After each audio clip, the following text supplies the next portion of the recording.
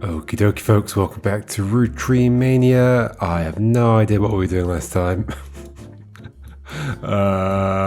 It's the kind of game that you just need to play all in one sitting, otherwise everything flies out of your brain. That wasn't last time, that was a while ago. I guess I was doing some of this. We were basically traveling the world, weren't we? This was the stuff in Brazil, maybe.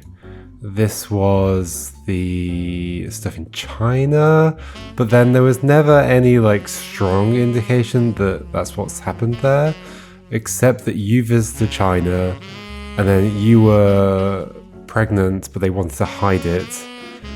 And so, yeah, that's like the only indication there. There's no actual indication that they were ever even near each other, or what I mean, near each other as in probably in the same city, maybe. That's about as strong as it gets currently. Do we have evidence that is unlooked at? I'm kind of terrified. Where do we go next? I probably had stuff I wanted to follow up on last time, but I don't remember what. Obviously, we've got a couple of people in here, so if we do get more things in, they will get confirmed. Like, is it worth going back to our confidential thing? There it is.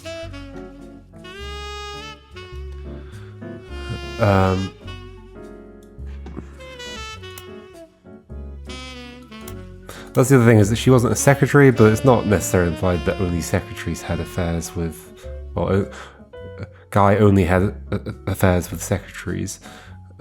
Just that was the main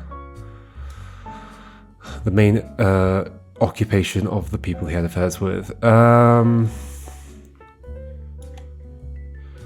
There's probably like other stuff. There was like one thing that did come up in here that was like I started looking at and then I went away from because I was like, oh, this is not something I want to look at yet. What was that? It was like, was it an expense here somewhere? A bunch of things cancelled. Fred Gleason. Who's Fred Gleason? Oh,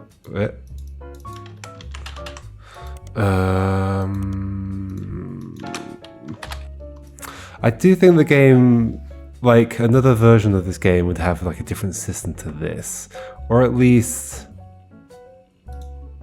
like some. Like I don't mind how exactly it happens, whether it's just like, because like this thing, the whole I can never remember what this is called, intuition. The intuition thing is like, it doesn't really make a lot of sense. It's sort of just the game being like, no, here's some extra information that you wouldn't actually have. It's just your intuition, sure. Like they've tried to sort of make it make sense by calling it intuition, but it's obviously still a bit magical. Like me the player and me the character who's doing this investigation, surely we have the same intuition. Why do I get like a magical number that appears that tells me what my intuition is? And I would say my intuition is not always in line with which thing has the biggest number on it. So yes, it's clearly magical. Anyway, like there's something that could be done with this that makes it a bit less like, oh, I guess I need to just go search for this name in every single one of these. Whether it's a case of, like I know there's the setting that lets you just search all of them at once. Maybe that's one direction to go. It's just that that's the way it works, and then you design around that so that it doesn't like completely ruin puzzles by doing that. That's one direction you could go. Another direction is that you have stronger indications of like who would appear where. Like maybe if every time a name appears in a thing, you always make sure there's a reference somewhere on the spider search that says that, you know, they appeared in that, or like that could be one thing, or there could be something kind of like the intuition that kind of guides you towards certain things. Like maybe if you put a name in somewhere, it like gives you a sense of what kind of periodicals they might appear in. There's definitely something that could be done there. Anyway, so nothing there. I was gonna search his name just because it's, I don't know, did it seem important? I have no idea. Who's Fred Gleason? Is that a name we've come across? There's the whole thing with the Picardy pages that I feel like I'm sort of just not understanding what kind of thing the game wants me to do to even get those pages. Or they get given to me after I've got the next 4 people, which actually it's not the next 4, is it? It's next. Yeah, it is the next 4. It'll be a little bit frustrating if that is the case. I don't love that certain information is gated behind this stuff because it just means that I don't know what I do have to work with. Like, is it possible to find out the stuff about the Piketty pages without doing that? Because it says 8 on it. I guess there's something I can find through this, maybe through Sicily again, but maybe we should do that research again. What was that thing I searched that was like, whose clothing reimbursement? Maybe it wasn't on this page. No, it was this, yeah, okay. The Grandorf School for the Deaf, formerly Grandorf Dove? Like dove like a bird? I guess so. Grandorf Dove is located about an hour from where the Roottree offices used to be in Butler County, but it serves much of the part of Pennsylvania. It serves much of that part of Pennsylvania and nearby Ohio. Okay. According to their website, it was formerly named Grandorf Dove from 1923 to 1990 because Grandorf was the last name of the founder, and okay, well then I don't know how this is pronounced. Is the Danish word for deaf. The founder had issues with government translators leading to an odd transcription issue. In 1990, it was renamed to better represent the school's purpose and to correct the embarrassing lack of effort and awareness demonstrated by the government officials in those early days. Okay, what's it been renamed to? School for the Deaf, I see, okay. The staff's list on the website, you scan through all of the biographies and find that the principal, Miss Ford, is fluent in 5 languages, including ASL, American Sign Language. She has been working... It's weird that the full stop is inside the parentheses there. She has been working at the school for over 15 years. Miss Ford's bio also mentions she's not deaf herself, but rather learned sign language to communicate with the deaf. It mentions that she was responsible for securing funding for the Hudson Wing. Okay, so there's a donation here. I presume the Guy Hudson donated money so they could build a wing of this place. Miss Ford, do we have a first name? I don't think we did. Would this come up with anything? Oh yeah, it does. The Hudson Wing was an expansion to Grandorf Dove. Now, I feel like it would be pronounced Dove or something like that, but whatever. Now, Grandorf School for the Deaf, first built in 1982. It's a separate, much smaller building, half a block from the main campus, and operates as a smaller independent school that offers free ASL courses for the family members, friends, and caretakers of deaf children. According to their history, like I wonder if one of Guy Hudson's illegitimate children, which isn't the nicest term, but I wonder if one of them is deaf, and therefore that's why he has a vested interest in this. According to their history sites, they got their name after the president of the Roottree, or there's like some other connection between Guy and Miss Ford. Has Ford come up before? I can't remember. According to their history site, they got their name after the president of the Roottree company generously donated $250,000 towards the construction of the building. There's also a very vague history section that you can somewhat fill in with details from the other information you've seen about the school. It mentions that the donation came at the insistence of an employee of Roottree at the time. It mentions that she learned ASL from the main school before the Hudson Wing even existed to surprise her future husband, who is deaf. After realizing how useful a service like this could be to non-deaf people that wished to better serve those with hearing issues, she convinced Roottree management to invest in the school. Okay. The Hudson Wing opened and she became the first teacher at the new campus. At first it only operated on weekends, but since then it has added afternoon classes on some weekdays. Okay. So does this wing specifically teach people who aren't deaf to speak ASL?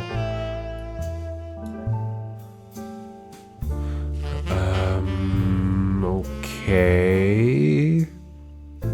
So we know there's somebody else in the family who's married to somebody who's deaf. I don't recall there being somebody who was deaf, but I also believe that there could be somebody who's deaf and I just have no idea who they are. Guy Hudson's time. It would be good to know, like, so these happened in 1975 and 1982. Gives us a rough kind of understanding of your timeline. I don't know yet. Okay, was there somewhere else to go to? Miss Ford. Let's also look this up in the local thing is probably the most likely. Grandorf Dove was a school for the deaf near Butler and was regularly listed in articles with other local schools. The Butler County Times archives includes what seems like an endless list of snow cancellations, extracurricular activities, and weekend events that began over 70 years ago and stretched until the last mention in 1990. Amongst the avalanche of useless information, you almost miraculously discover... Thank goodness the game is sorting that out for me. Miraculously discover one useful article. Grandorf Dove was at the centre of a crime article from 1982. It seems that someone defaced the school in vehicles outside the brand new Hudson wing of the school. There were multiple broken windows and one of the teachers' cars was painted with profanities and accusations of infidelity. Okay. A few weeks later, a follow-up article provides more details. There was one arrest. Thomas Hughes. Wait, what year was this? 1982. Okay. There was one arrest, Thomas Hughes, who was coincidentally a former student at the school. Apparently the destruction came weeks after he married the school's newest teacher, Mrs. Hughes. Okay. She was not a teacher when he went. He graduated a few years earlier. Is she the person who joined at the new wing when it was built? The first teacher there? Oh no, that was the family member that was... I think. According to the reporter's investigation into the police reports, trials and restraining orders, Mr. Hughes was convinced that he was not the father of Mrs. Hughes' current pregnancy. He was released on bail and the schools agreed not to press criminal charges after an agreement was made to pay for the damages and for the couple to begin the divorce proceedings. Okay, hold on. What? Okay, so she's pregnant and you're destroying the school because you believe it's not yours. Yep, okay. Since Thomas Hughes, Mrs. Hughes, and the Hudson Wing have all avoided further appearances in the Butler County Times. Okay. Well, then let's start looking up some stuff. I haven't been making notes. What's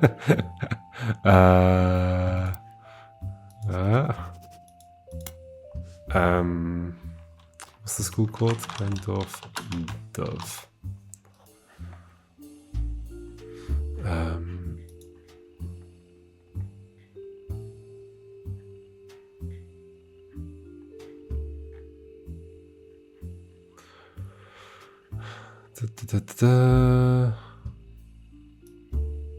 Coincidentally, sure, entirely coincidentally. Actually, yeah, maybe coincidentally. So you graduated and then married somebody who became a teacher. Yes, okay. Okay. I mean, I'll capture that as well.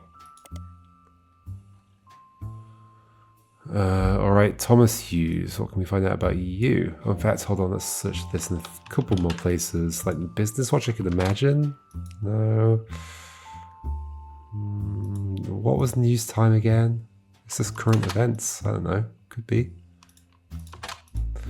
Okay. So then we're searching for this. No. Thomas Hughes. Sometimes it doesn't seem to copy, I think, or maybe I think I've copied and I haven't. So nothing there, but let's have a look here. Yes, that's probably nothing then. Okay, then the other thing to look up is, have you ever worked at here? So I'm looking for a Hughes, I think. Hughes. Susan Ford, 1980. Miss Ford. Where was that again? The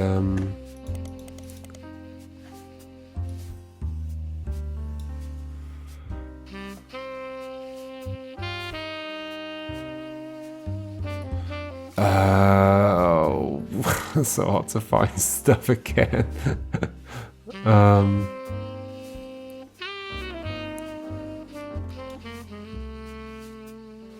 Mentions that she learned it herself from the main school to surprise her future husband, who was deaf. This has got to be Hughes, right? This is Thomas Hughes.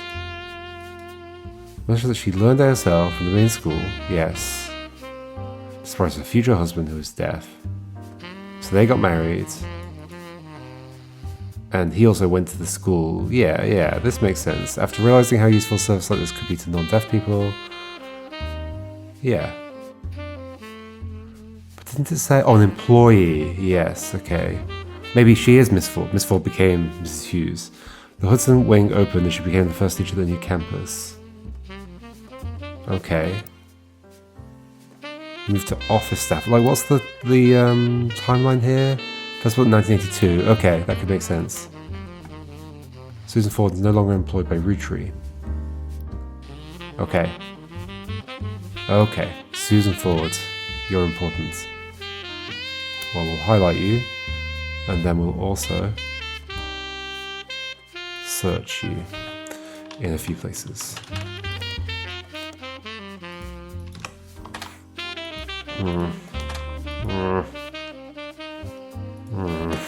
Well, that was good. Susan Hughes.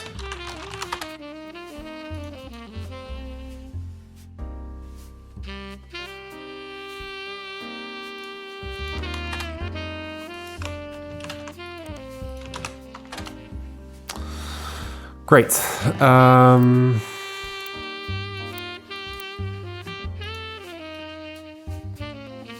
1982. So this would be at the end of this. So it might be this one. Goes up to 1982. Oh yeah, I forgot about the dates at the top. 1949. So way back when. And this was confirmed. That was 1921. Well, so this will probably be the first guy. And by guy, I don't mean guy. I mean the first guy. Maybe. I think there was some indication of that earlier on. I can't remember what it was, but I'm pretty sure there was something that said that, what's his face up here? Elias Roottree might have had an affair. Okay.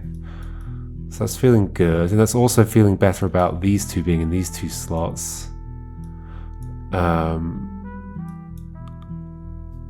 So, okay. So, I mean, so it's not confirmed affairs. It's just like possible affairs. So what do you want? You want their maiden name, right? Was it Susan? Ford. Where did Ford come from? Let me just double check that that is right.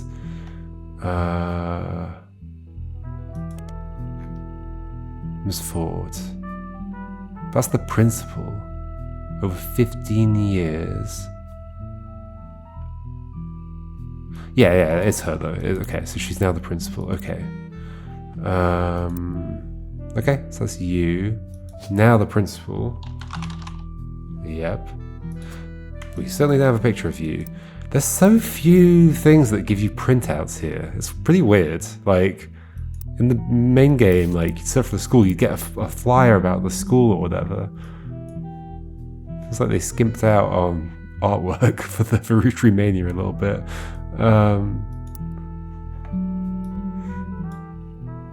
Like, it's going to be hard to confirm anybody if I don't get some pictures. Susan Ford. Like, I want something about this. How would I get something about this? Is there something in... We already did this. Yeah.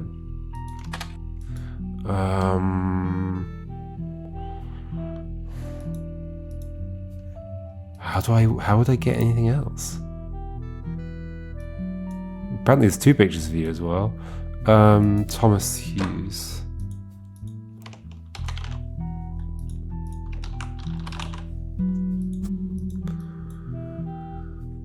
Two kids, but we only believe one of them is from the affair, right?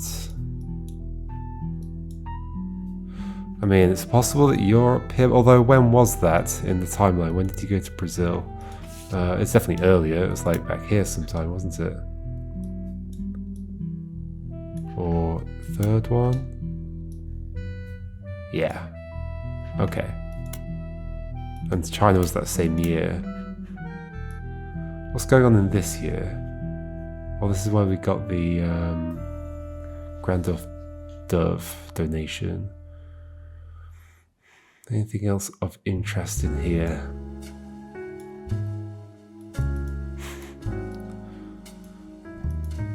Emily Seinfeld. But Emily Barnes is now listed, so a bunch of people getting married. William Sams is no longer employed by Roottree. The game did encourage me not to just like start searching all these names as well, so.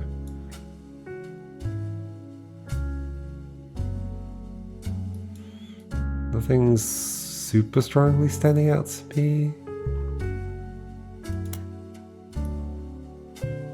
Right, because the third page is when Guy took over, so that's why.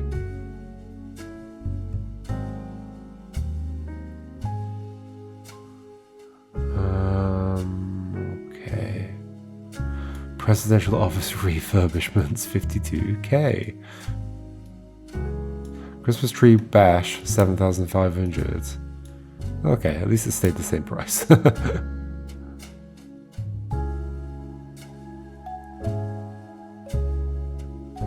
But yeah, lots of parties.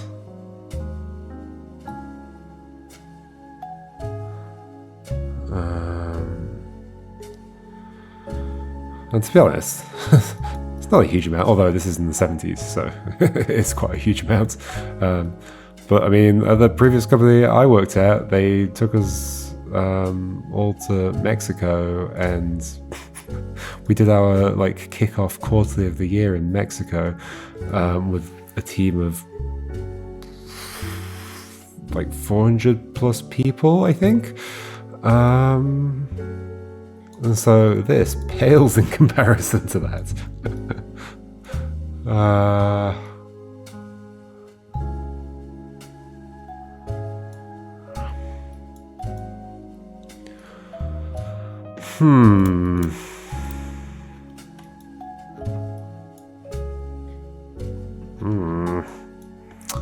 Okay.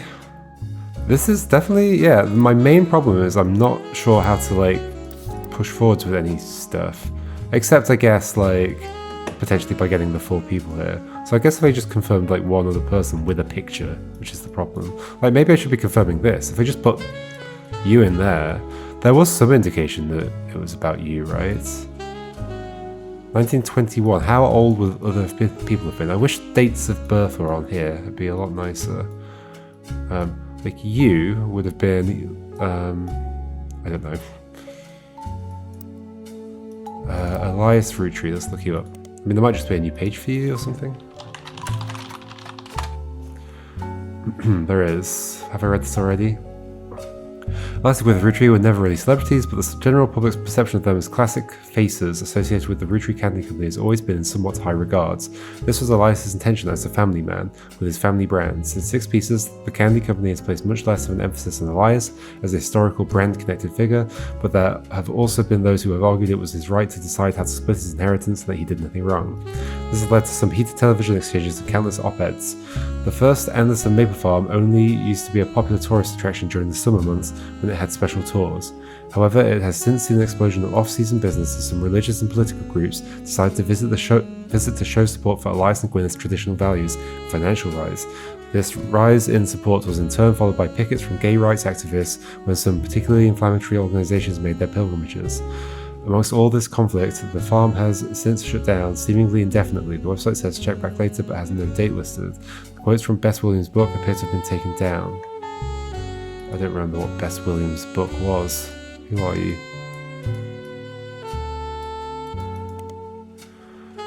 Is this the book that I never got? Bess Williams was an author born in the late 1800s. She lived just outside Miami and died tragically young in a major hurricane that struck the area in 1926. Bess has a minor history with the Roottrees. Her only notable book, Family Man. Yeah, I don't think I ever saw this book. Is widely considered a blatant propaganda about Elias Roottree. It has been all but forgotten until recently when it was re-released during the height of Roottree mania. There is a site dedicated to hurricane statistics that also mentions Bess Williams. The Bocadoral Library, not far from where she lived, was partially destroyed in the hurricane. When they rebuilt, they named the non-fiction section after her. The library was expanded again in 1950 and then closed in 1963 when multiple larger libraries opened in the surrounding area that made it redundant. Okay. Like I wonder, because I think this was supposed to be in the main game. Like, will this even reveal it to me? Because we have like separate sets of evidence. Bess Williams. Well, maybe it wasn't in the base game. I think it was though. Well, maybe not. Printing Family. It's an old book about Elias Roottrees. It's blatant corporate propaganda. Well, I don't know. Okay. Hello. I mean, the fact I've got your picture seems like quite a strong sign. The dictionary defines propaganda as information, especially of a biased or misleading nature, used to promote or publicize a particular political cause or point of view. But if they were to replace that definition with a picture, it would be a picture of this book. The book tells you nothing new about Elias, and from what you know of his true feelings towards some of his extended family, you're not sure it tells you anything true about Elias either. The reissue of this book was so lazy that they reused the famous photo of Elias from Business Watch, whose copyright had expired. The best thing it has going for it is that it's only 85 pages long. Okay. Okay, now show me some of those pages.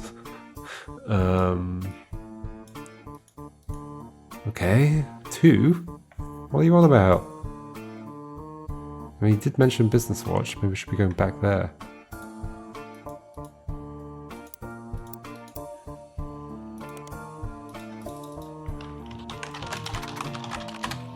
Hasn't been updated, okay.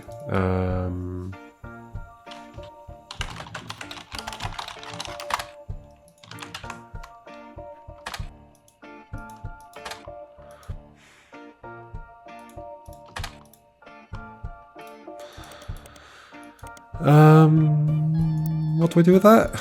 Great, I got a picture. 2.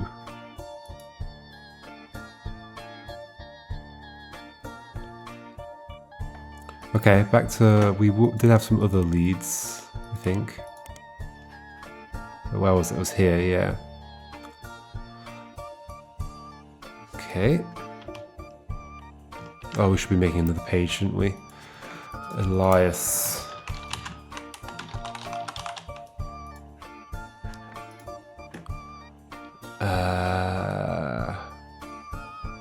Okay.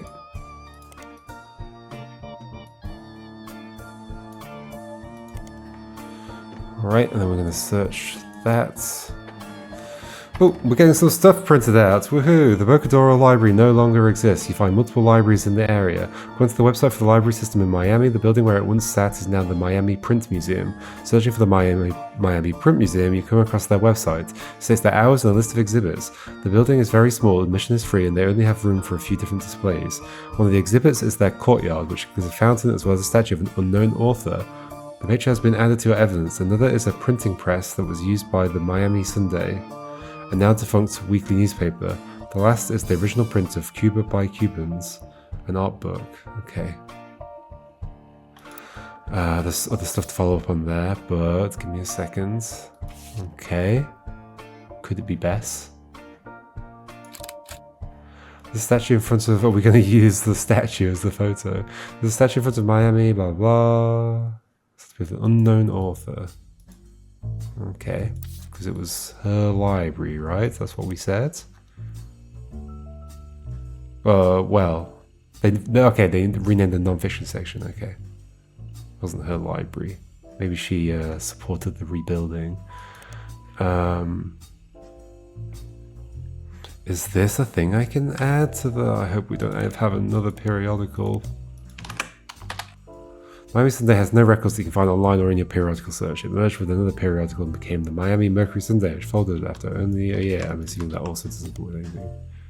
Okay, it's a bit more stuff. Miami Mercury Sunday was a newspaper that lasted only a year, from 1949 to 1950. You find a small website about quirky printing history facts. It mentions the Miami Mercury Sunday was the outcome of merging two smaller... I guess we could search for the Miami Mercury.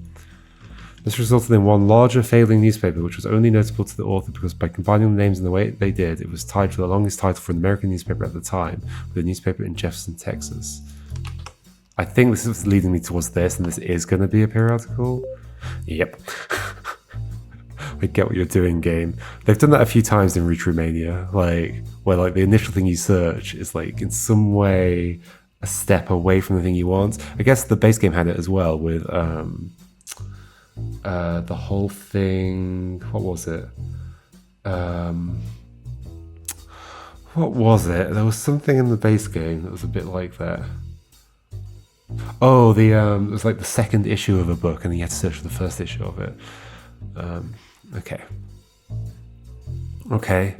So then, in theory, I reckon we can look up something about this and that.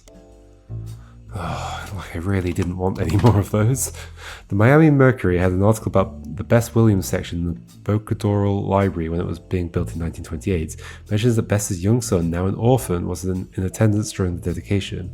It also had a later mention from 1949, the last year the paper existed, about a bidding war for a planned expansion of the library in 1950. The bidding was won by Wildcat Construction, included a new statue, fountain, and a second room that would double its shelf count. Okay.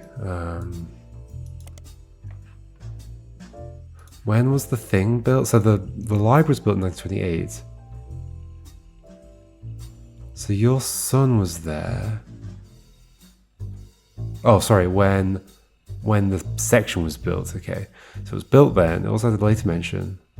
But that's when it closed, or like there was like what's the timing there? There was something about. Let's look for some years. I was expanded again in 1950 and then closed in 1963. Okay. Wildcat Construction. It clearly wants us to look that up. We should get that as well. Okay. It's seeming like this might be the other affair, maybe, with Elias. Wildcat Construction is listed in some historical records as having worked on many buildings in the Miami, Florida area. Seems to have ceased operations in the 1960s. Okay. We could look them up in that periodical we just got. Wildcat Construction was mentioned once in the article you've already seen. It's also mentioned earlier in 1947 under the headline Constructing a Better World. I also know that people who are watching me right now are going, you could just put in the Elias Roottrees picture and job, and then you'd have the 4 things confirmed, and then you'd get more information. But no, this is what I'm on. I'm doing this. Frank Wildcat Williams left Florida in 1940. Wait, hold on. So it's also mentioned. Okay. Frank Wildcat Williams left Florida in 1941, a construction worker, and returned a hero. He won the Navy Cross for his bravery and sacrifice, during World War II, having carried a fellow soldier to safety under heavy Nazi fire. Now he and his wife, Ophelia, are carrying his fellow soldiers through tough times at home. Wildcat Construction is Frank's company, focusing on creating opportunities for soldiers finding difficulty getting back to normal. Ophelia has handled outreach to the wives of local veterans, who are often able to provide insight into their husbands' needs and conditions. She has, through such outreach, found 13 veterans of the war to serve as Frank's employees. Frank Wildcat, Ophelia Wildcat Williams. Community support has been unendingly and overwhelmingly positive. It has gotten to the point where if Frank bids on the project, other local companies have decided to step back and let his soldiers handle it. This has become a bit of a sore spot for local politicians and business owners, as the bids are often not as low as they expected. The problem for them is that essentially Frank has a selective monopoly, but any attempt to circumvent it has caused an uproar and accusations of being un-American. It's uncertain what will become of Wildcat Construction, but at least for now, we're rooting for them. Rootring for them. Okay, now I guess there's even more questions here.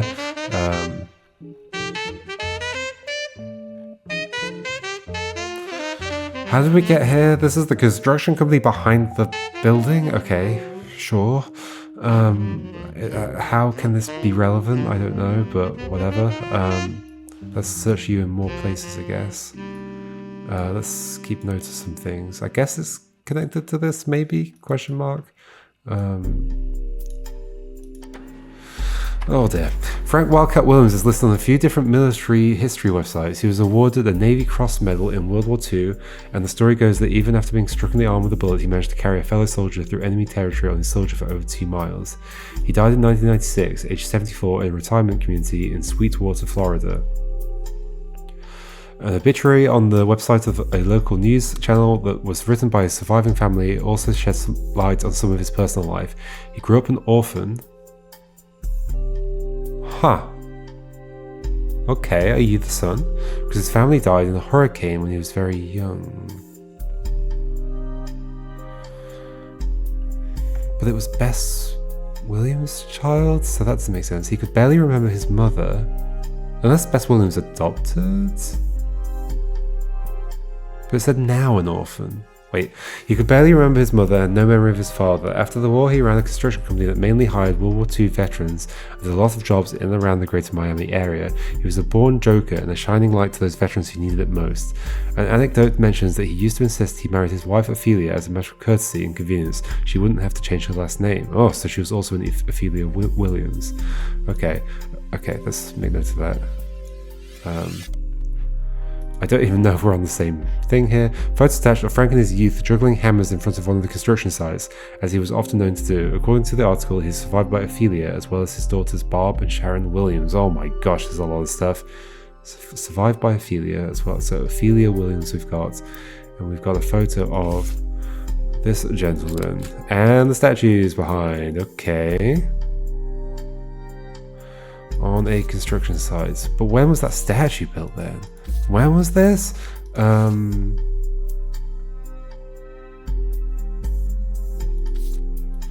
Holy moly, this is a lot. I think we'll leave it there. I'll make note of all these things though. There's a lot to follow up on.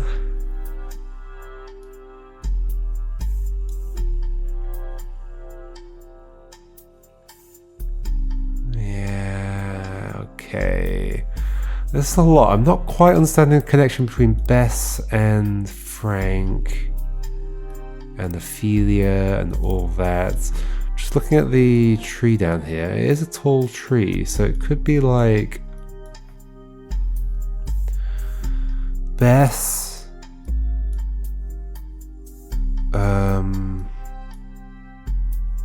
somebody, the kid who was there at the construction site, which might even be him. This is a complicated tree, isn't it? Look at it. I don't even know what all these lines mean.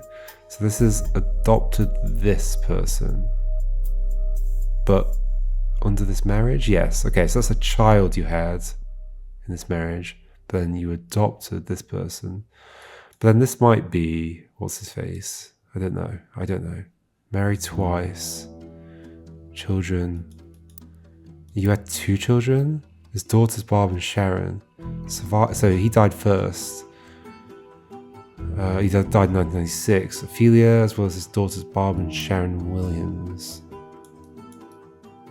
Well, it could be these 2. One of them adopted. Split up. That's super weird. Okay, wait, hold on. I see.